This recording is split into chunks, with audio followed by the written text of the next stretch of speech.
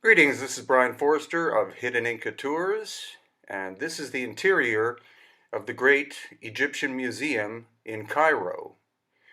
Now, Jason here, who was on our recent tour in March 2018, is inspecting this giant granite unfinished box. And what's amazing about this is we'll see obvious signs of lost ancient high technology, like that saw mark you see in the center of the video.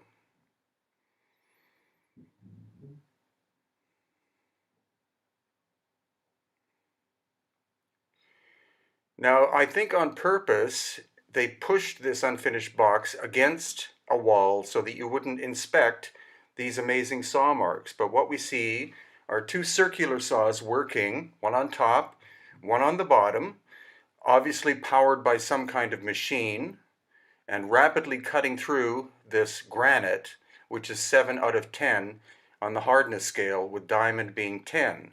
You can see that the top saw started to veer off course, cutting into the main part of the block, and then it wound up snapping half of the lid off. The lid was going to be from the same piece of stone, from the bottom, to be placed on the top.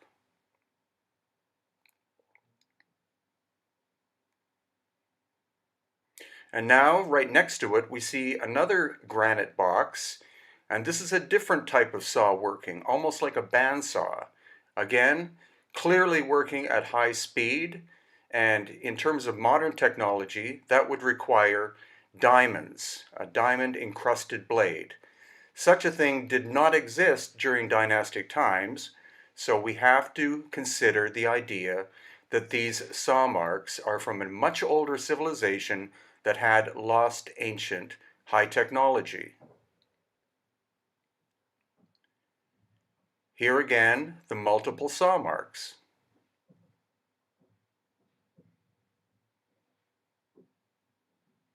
And then somewhat nearby is this basalt box. And what you can tell from here, again, is that the box itself had to have been made using advanced technology, and this object was found by the dynastic Egyptians, and then they simply carved these shallow vertical lines into the surface, probably with relatively crude tools, possibly Bronze Age, maybe even iron, but the lightness of the lines means that they were done more recently than the shaping of the box itself. So for the moment, that's it for the first floor of the museum. And now we're going upstairs to visit the second floor. And what we first encounter are a number of wooden sarcophagi. But as we go to explore these sarcophagi, we encounter one of the most enigmatic of all objects in the museum. Aside from this 10-foot long wooden sarcophagus, of which there are at least two, were there people actually that tall who fit in these sarcophagi? But what we encounter is the amazing so-called schist disc, and we'll go more into detail with that after we observe another one or two of the massive sarcophagi made out of wood from the dynastic period. Here are normal size ones, between 5 feet and 6 feet tall. And then this huge one, which is 10 to 12 feet tall. Is it simply a symbolic sarcophagus?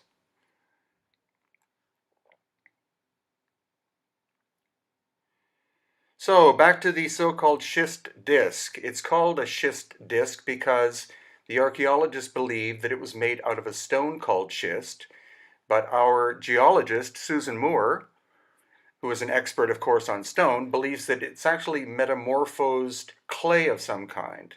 That would mean that it would be very, very dense, and also would be able to resonate. So this object, whatever it was, clearly rotated, but the strange thing is that the fins, three of them that you see there, don't angle. So It isn't apparent whether it was pulling or pushing air or water. Maybe it was simply made to set up some kind of vibration.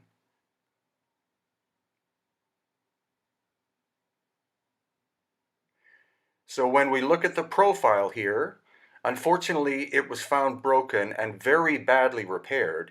But again, you can see it's a very complex piece of work. And it was found along in a cache with 30,000 to 40,000 turned very hard stone bowls and plates that could only have been made using lathes of some kind. And even the labels on these objects state that they're likely from the pre-dynastic or archaic period.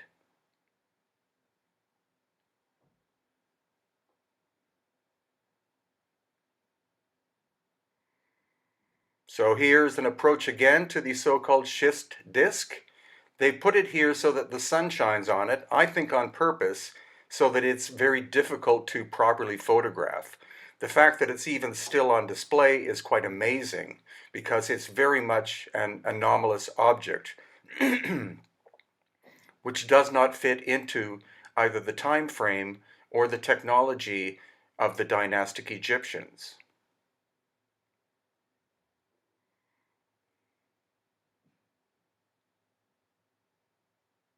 And here are some of the turned objects. These, again, are likely quite hard stone, and you can see they're perfectly bilaterally symmetrical, so they would have had to have been made on lathes.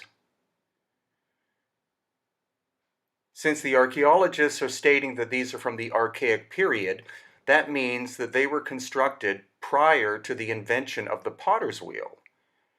And a lathe is a far more complex machine than a potter's wheel. These could have been partially made on a lathe and then partially hand done because of the strange spouts that project off. But this fascinating object that has 5 lobes, again, appears to have been made at least partially on some kind of ancient lathe device.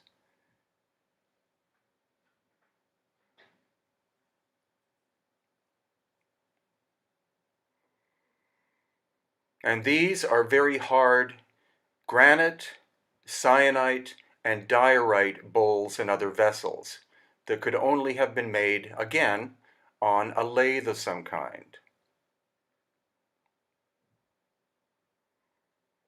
Now, the idea that the lathes were operated by foot or hand are quite ridiculous because in order to properly shape something like this, you have to have relatively high speed. So that means some kind of motor or engine would be involved, and those did not exist during the dynastic time period. And once again, many more of these objects. There are approximately 50 on display, but again, the cache that was found at Saqqara, the number of objects found was between 30,000 and 40,000. Many of them were found damaged or broken, and others unfinished.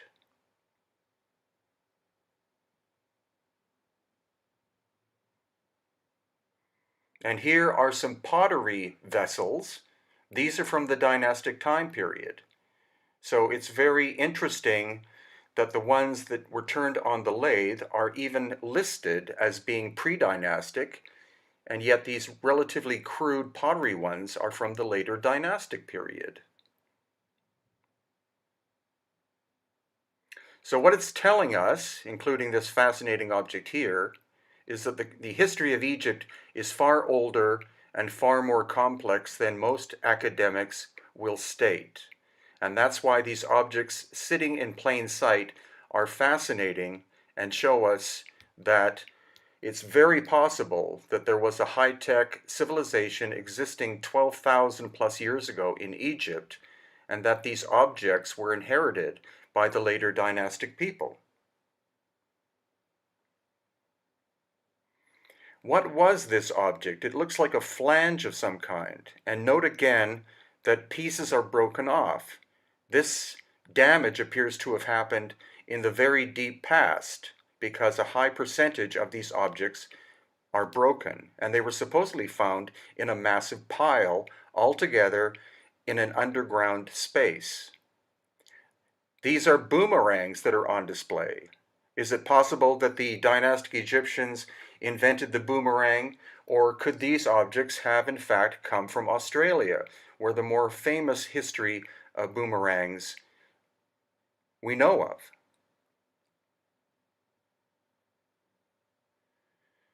And then this very strange object.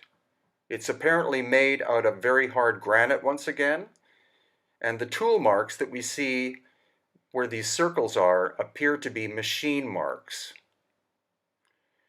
What it's used, or what it was used during dynastic times for, I don't know, but again, it seems to be an object that was inherited by the dynastic Egyptians. Notice the strange burn marks on it.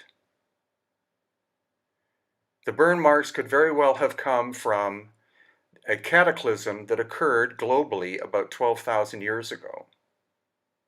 It not only affected sites in Egypt, but we see ample evidence in Peru, Bolivia, and other locations that have megalithic structures. And why is it that all of the large granite boxes appear to have significant damage, especially in the corners? And now, this other object on the first floor has obvious tube drill holes. Again, this is granite containing quartz crystal. In order to be able to produce a drill that could cut through this, you need to have at least diamond level technology. And now we're in what's called the Amarna section, which is where we find the collection of statues and other works of Akhenaten, who personally is my favorite of the pharaohs. Here he is portrayed as being androgynous, possibly. It is believed by some experts on Akhenaten that he physically did look different from the average human being, and he simply told his artisans, "Portray me as I am." That shows that he had a high level of personal confidence. And here we have a classic portrayal of the Aten sun god with Akhenaten with possibly an elongated head. And there's Nefertiti on the left. And here we have the famous busts of his daughters, including Meritaten, who obviously is shown with an elongated head. And here, another view. It's amazing that only about a year ago we were allowed to start taking photographs and filming inside this museum. Before that, it was illegal. But that's what's happening in Egypt. So please consider joining us in April 2019.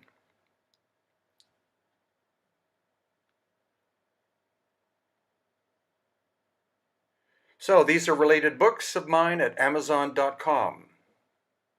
Lost Ancient Technology of Egypt. I'm going to be producing volume 2 soon of this book. Then Aftershock, the Ancient Cataclysm that Erased Human History. This is all about the ancient cataclysm 12,000 years ago. And The Enigma of Cranial Deformation by David Hatcher Childress and myself. And Akhenaten, the Heretic Pharaoh.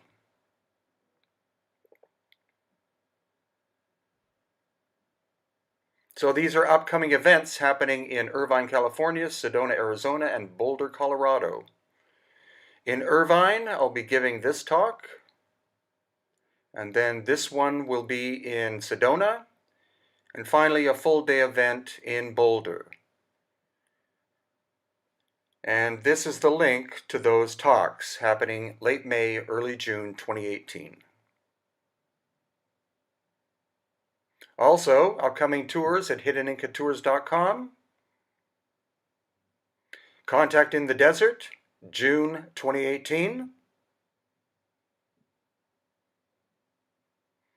And Advanced Technologies and Wisdom of the Ancients Tour in India in January 2019.